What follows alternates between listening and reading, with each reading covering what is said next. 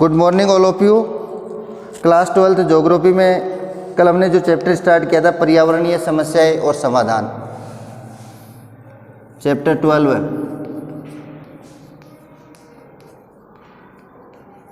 पर्यावरणीय समस्याएं और समाधान।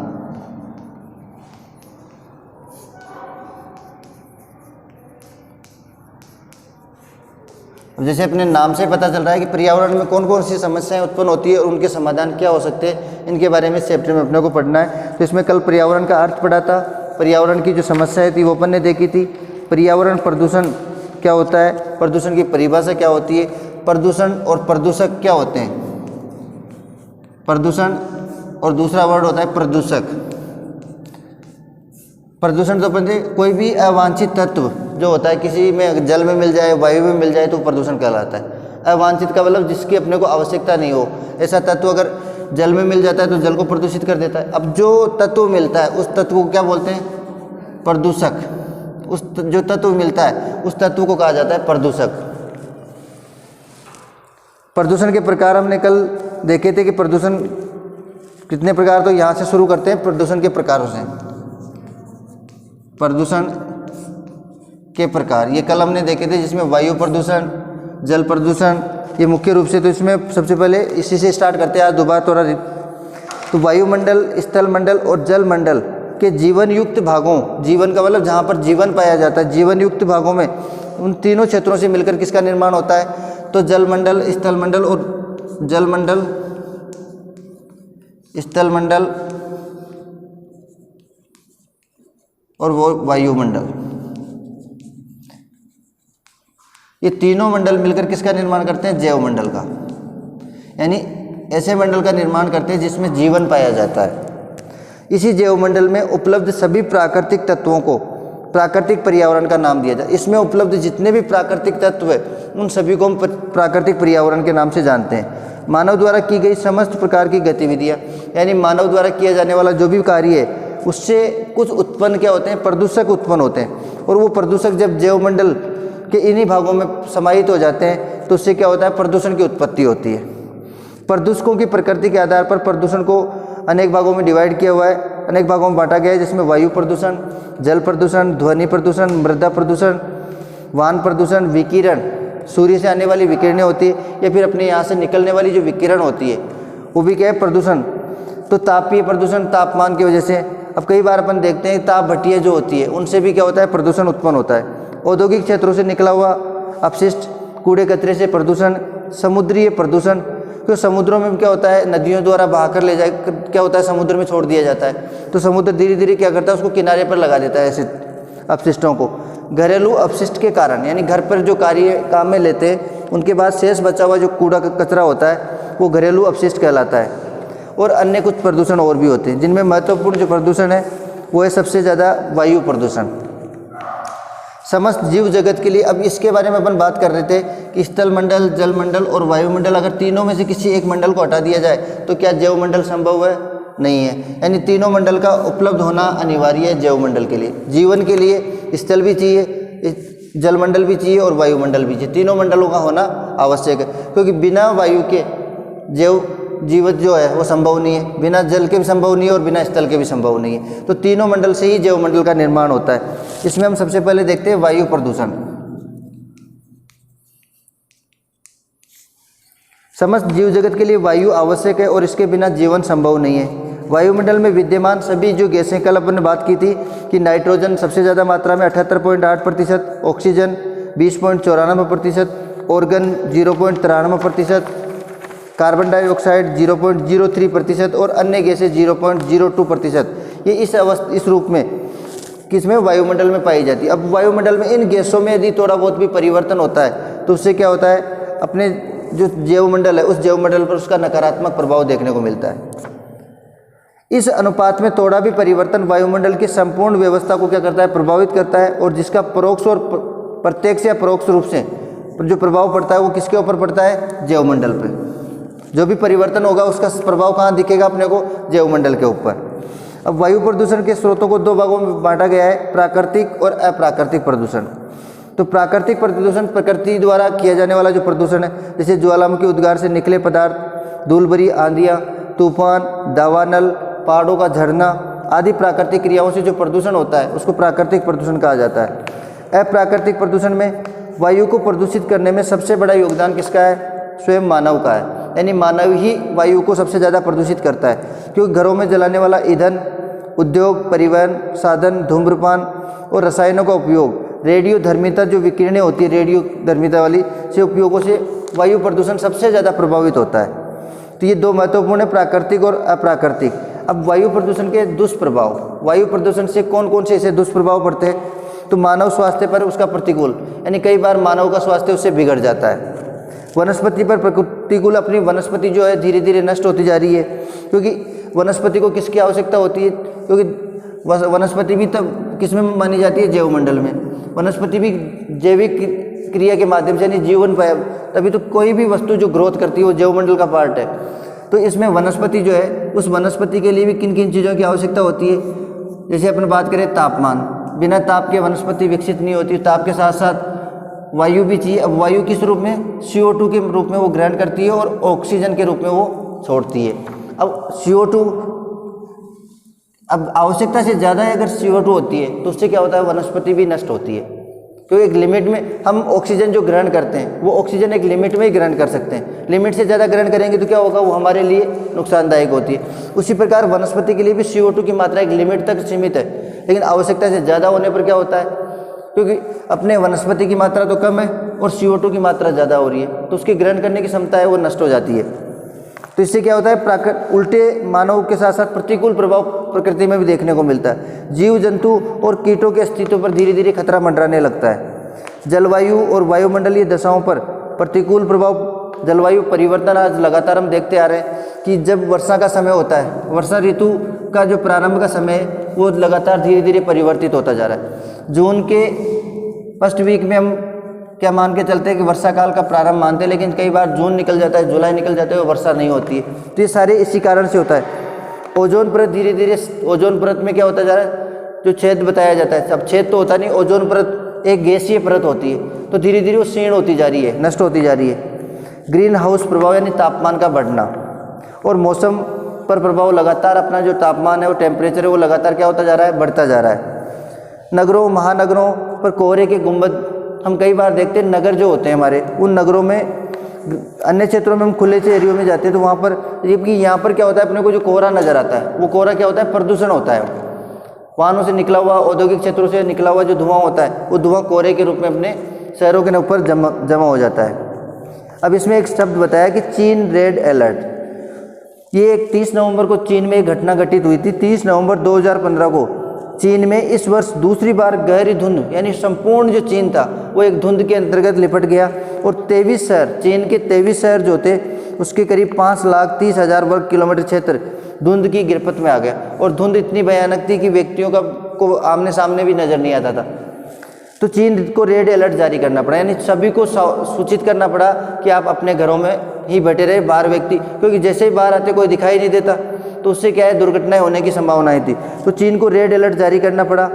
इसके अंतर्गत औद्योगिक संयंत्रों के उत्पादन में कटौती, पूर्णतः बंद सड़कों पर ढुलाई कार्य, ट्रकों का आवागमन, सब कुछ बंद हो, यानी जितने भी कार्य मानव द्वारा किए जाते हैं वो सारे कार्य बंद कर दिए गए। चीन में 200 से ज़्यादा एक्सप्रेस हाईवेज पर यातायात क्या कर दिया गया? बंद कर दिया गया। किसके कारण? कोहरे के जमा होने के कारण। और ये कोहरा किसका प्रतीक है? प्रदूषण का।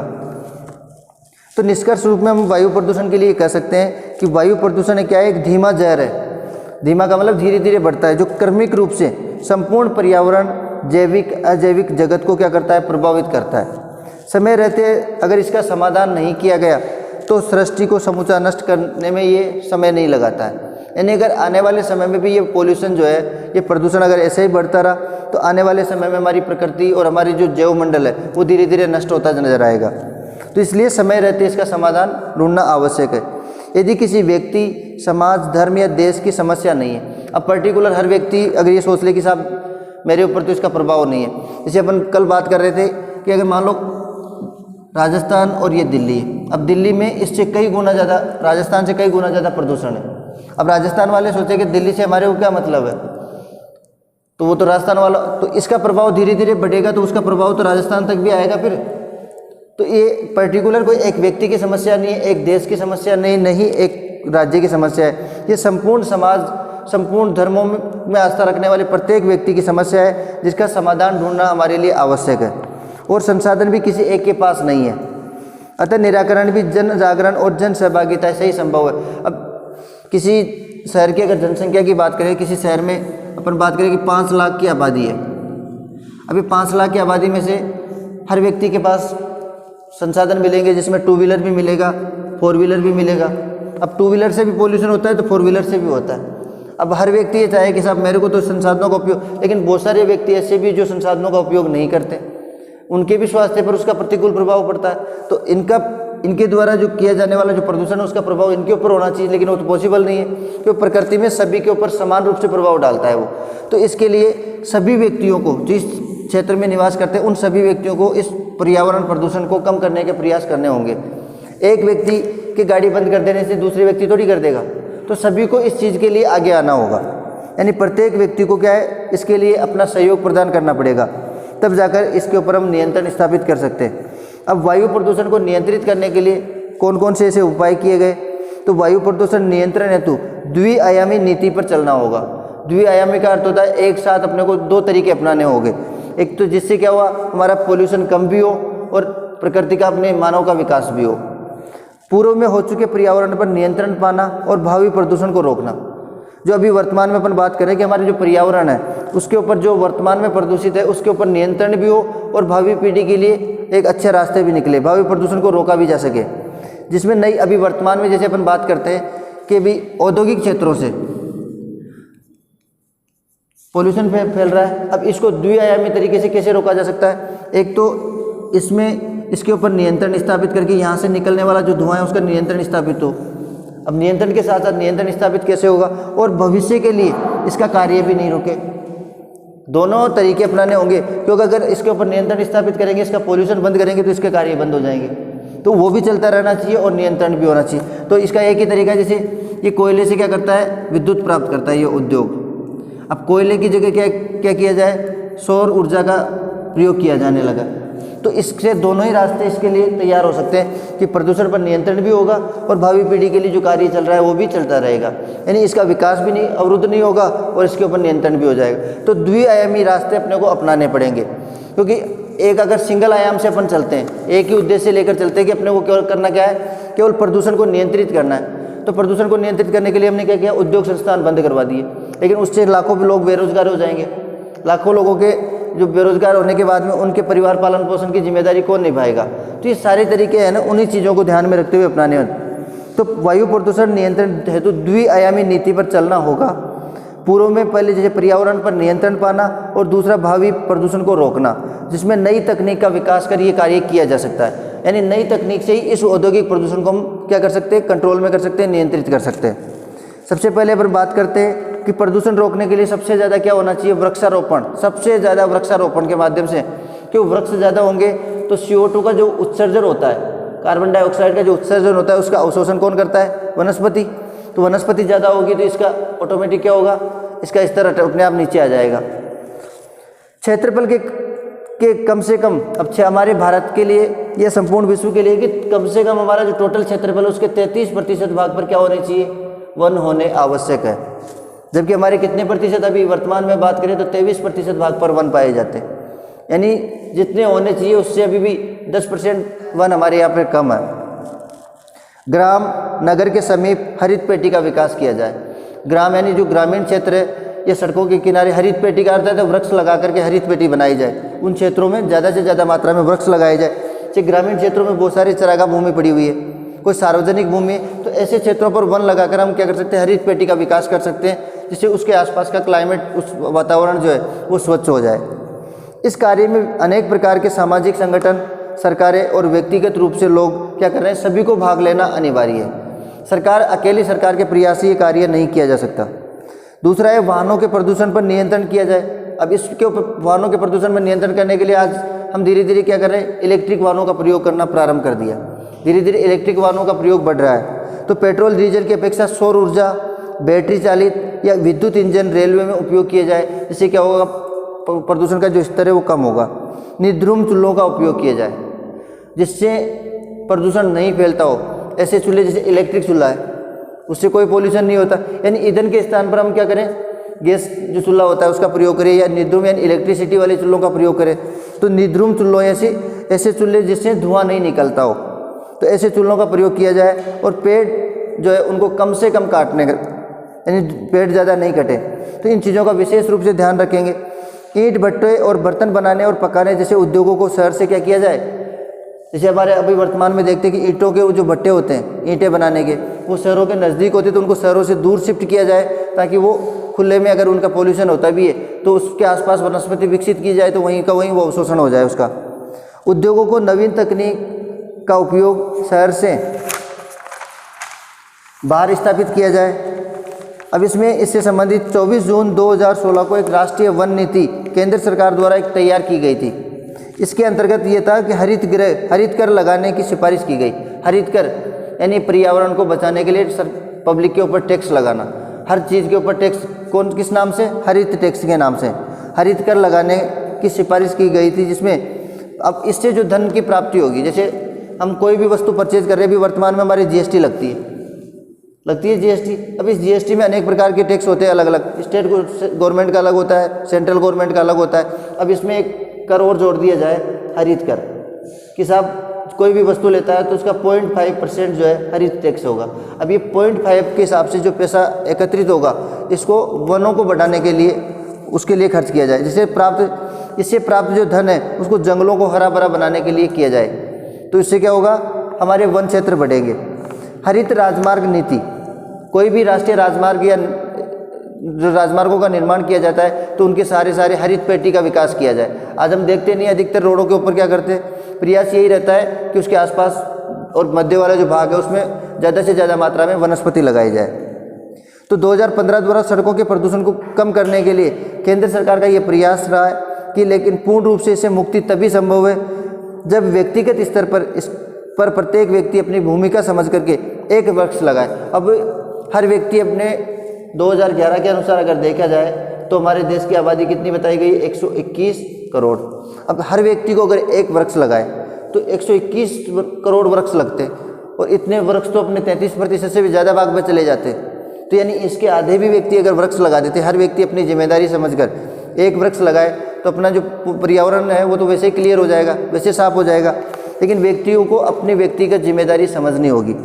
जैसे अपने को कहीं जाने की आवश्यकता तो है ही नहीं, हर व्यक्ति अपने घर के बाहर या अपने घर में ही एक वृक्ष लगा दे, वही योगदान क्या करता है। अब एक पेड़ आप अपने घर में लगा रहे हो तो ये तो है नहीं कि आप उसका फ़ायदा आप ही उठाओगे, वो संपूर्ण प्रकृति को उसका फ़ायदा होता है।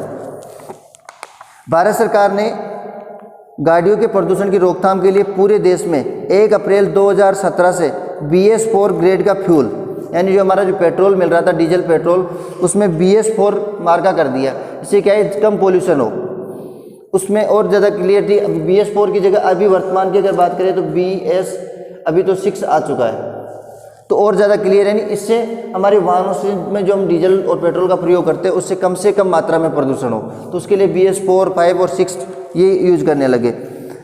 BS4 ग्रेड का फ्यूल पेट्रोल मिलेगा जो अभी BS3 ग्रेड में दिया जा रहा था। 1 अप्रैल 2020 से कौन सा लागू, BS5 ये लागू हो चुका है। और अभी वर्तमान में अगर बात करें BS5 ईंधन की आपूर्ति का आश्वासन सरकार द्वारा दिया गया था कि BS5 का ईंधन हम संपूर्ण देश में उपलब्ध करवाएंगे। तो इसके माध्यम से हम क्या कर सकते हैं, हमारे वायु प्रदूषण को नियंत्रित कर सकते हैं। इसके बाद में नेक्स्ट आता है जल प्रदूषण।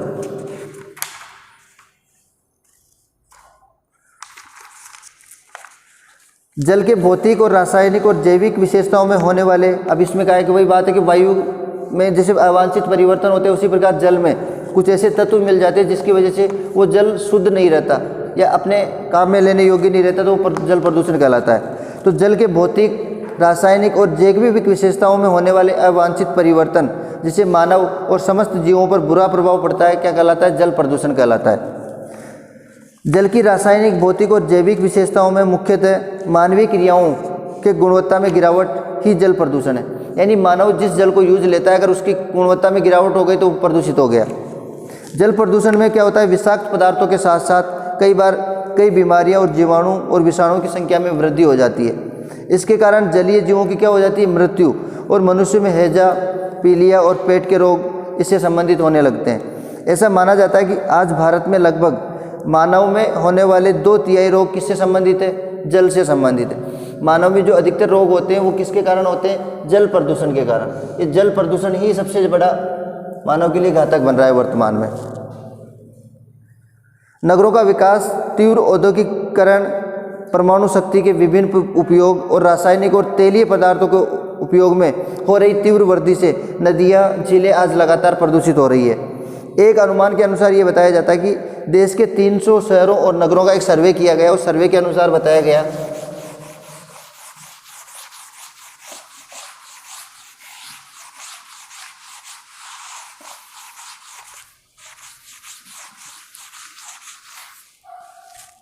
तो इसमें बताया कि एक अनुमान के अनुसार देश के 300 शहरों और नगरों में से प्रतिदिन लगभग 3000 करोड़ से 4000 300 शहरों से 300 शहर या नगर जिनसे 3000 से 4000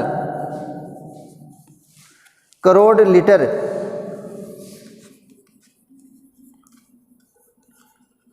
गंदा पानी निकलता है।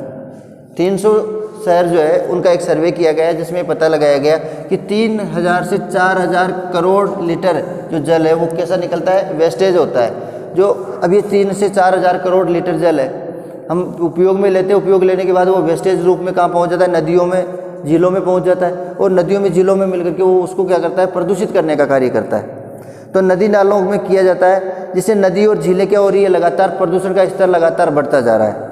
गंगा, यमुना जैसी पवित्र नदियां हैं वो भी, उनका भी जल आज क्या है? शुद्ध नहीं रहा, यानी काम में लेने लायक नहीं है। यूएनओ की एक रिपोर्ट के अनुसार शुद्ध पानी के अभाव में डायरिया के कारण विश्व में 2300 लोग प्रतिदिन मर रहे हैं। 2300 लोग प्रतिदिन, ये मृत्यु दर है जल प्रदूषण के कारण। 2300 लोग एक दिन में, संपूर्ण अगर बात की जाए संपूर्ण विश्व में, तो इस डायरिया बीमारी के कारण। और ये डायरिया बीमारी किससे होती है? जल प्रदूषण से। पिछले 30 से 40 वर्षों में समुद्री जल के प्रदूषण के कारण 40% समुद्री जीव क्या हो गए? जो हमारे अलग अलग प्रकार के जीव समुद्रों में पाए जाते हैं वो 40% समुद्री जीव नष्ट हो गए। उदाहरण के लिए भारत में यमुना नदी में कानपुर शहर में चमड़े के परिशोधन में प्रयुक्त जल को, अब चमड़े का परिशोधन का मतलब चमड़ा का शुद्धिकरण जब किया जाता है, चमड़े को साफ किया जाता है। जैसे अपन जूते पहनते हैं तो जूते हमारे पास चमड़े की जो आते हैं वो तो क्लियर आते हैं बिल्कुल, तो उसका शुद्धिकरण जब जानवरों से उसको निकाला जाता है और उसके बाद में उसको साफ किया जाता है तो उसका परिशोधन जब करते हैं तो उससे निकला हुआ जो वेस्टेज जल है वो जल किस में मिल रहा है? यमुना नदी में। क्योंकि सबसे ज़्यादा चमड़े का शोधन कहाँ किया जाता है? कानपुर में। कानपुर कहाँ पड़ता है? उत्तर प्रदेश। तो यहाँ पर जब चमड़े का शोधन किया जाता है तो इसके पास में यमुना नदी आती है और उस पूरे जल को यमुना नदी में डाल दिया जाता है। आज यमुना नदी इतनी ज़्यादा प्रदूषित हो चुकी है कि उसका जल पीने योग्य नहीं रहा, या काम में लेने लायक नहीं रहा, जिसके परिणाम स्वरूप यमुना नदी का जल दैनिक जीवन में उपयोग योग्य नहीं बचा है। अभी सरकार कई बार बार नदियों के माध्यम से ये बहुत सारे ऐसे प्लान बनाती है जिससे नदियों को साफ करने के, तो क्यों बनाने की आवश्यकता पड़ रही है? क्योंकि इतनी ज़्यादा मात्रा में प्रदूषित हो चुकी है कि उनका जल आज हमारे पीने योग्य नहीं रहा। अब जल प्रदूषण के बचाव के उपाय, यानी जल प्रदूषण को कैसे रोका जा सकता है? तो सभी नगरों में जल और मल के निस्तारण हेतु किसका प्रयोग किया जाए? सीवर शोधन संयंत्रों की स्थापना की जाए। यानी उसको क्या किया? बीच में ही रोक करके वहीं पर उसका शुद्धिकरण शोधन करके और उसको वहीं पर नष्ट किया जाए ताकि वो नदियों और झीलों में नहीं मिले। रासायनिक कृषि के स्थान पर किसका प्रयोग ज़्यादा करें? जैविक कृषि का प्रयोग ज़्यादा करें, तो इससे भी हमारे जल प्रदूषण, यानी भूमि में लगातार, अभी जैसे अपन बात करते हैं, हम खेतों में क्या करते हैं? यूरिया खाद का प्रयोग करते हैं। और यूरिया खाद क्या है? वो रासायनिक चीज़ है। अब ये क्या करते हैं? फसलों को अचानक से ग्रोथ तो देते हैं लेकिन नीचे जो धरातल है उस भूमि को क्या कर देते हैं? बंजर बनाने का कार्य करते हैं, उसकी उपजाऊपन की क्षमता को धीरे धीरे नष्ट करने का काम करते हैं। इसलिए इसके स्थान पर क्या किया जाए? जैविक कृषि अपनाई जाए। और जैविक कृषि में क्या, जैसे गोबर खाद है उसका प्रयोग अधिक से अधिक मात्रा में किया जाए, तो इससे हमारी भूमि प्रदूषण और जल प्रदूषण दोनों बचेंगे। औद्योगिक अपशिष्ट, औद्योगिक से निकला हुआ जो जल होता है उस जल को उपचारित कर पुनः उपयोग में लिया जाए। अब एक बड़ा कोई औद्योगिक क्षेत्र है, उससे कई लाखों लीटर जल बाहर निकलता है। अब उस जल को वहीं पर कोई रोक के और उसको प्लांट बना करके उसका शुद्धिकरण करके उसको वापस, यानी पुनः उपयोग में लिया जाए पुनर्चक्रण विधि के माध्यम से, तो उस जल से क्या होगा? अन्य जो क्षेत्र है वो प्रदूषित नहीं होंगे, अन्य जो जल होगा वो प्रदूषित नहीं होगा। मृत पशु शवों को नदी में विसर्जन पर पूर्ण रूप से, मृत पशु शव कई बार हम क्या करते हैं, नदियों के किनारे वाले जो गांव होते हैं वो अपने मरे हुए पशुओं को किस में डाल देते हैं, नदियों में डाल देते हैं। तो उसके ऊपर पूर्ण रूप से रोक लगाई जाए।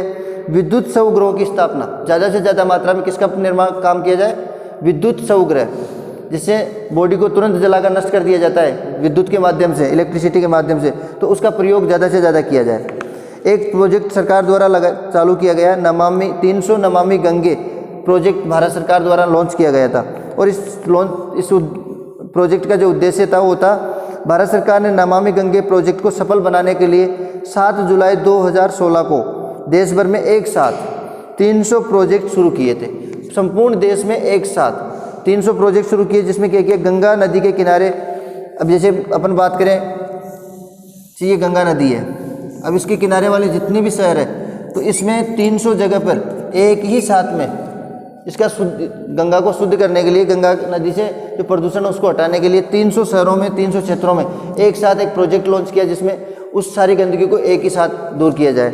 तो इसके अंतर्गत घाटों का, अब इसमें क्या काम था, एक तो जिन क्षेत्रों में घाट बने हुए उन घाटों का आधुनिकीकरण किया जाए, ताकि जो पीछे से आने वाली गंदगी वो यहीं पर स्टोर होकर साइड में निकाल दी जाए उसको। घाटों का आधुनिकीकरण के साथ साथ इसके किनारे पर क्या किया जाए, वृक्षारोपण किया जाए। तो इस प्रकार के जो प्रोजेक्ट, घाटों का आधुनिकीकरण और साथ ही साथ वृक्षारोपण का कार्य एक साथ किया गया इसके तो इसके माध्यम से हम क्या प्रयास कर रहे थे, इसको प्रदूषित होने से बचाने का प्रयास कर रहे थे। तो ये हमारा जल प्रदूषण हो गया। अब नेक्स्ट ध्वनि प्रदूषण है, वो नेक्स्ट कल पढ़ेंगे। तो जल प्रदूषण और वायु प्रदूषण को बड़े ध्यान से पढ़ के आना है दोबारा। नेक्स्ट पढ़ेगी ध्वनि प्रदूषण।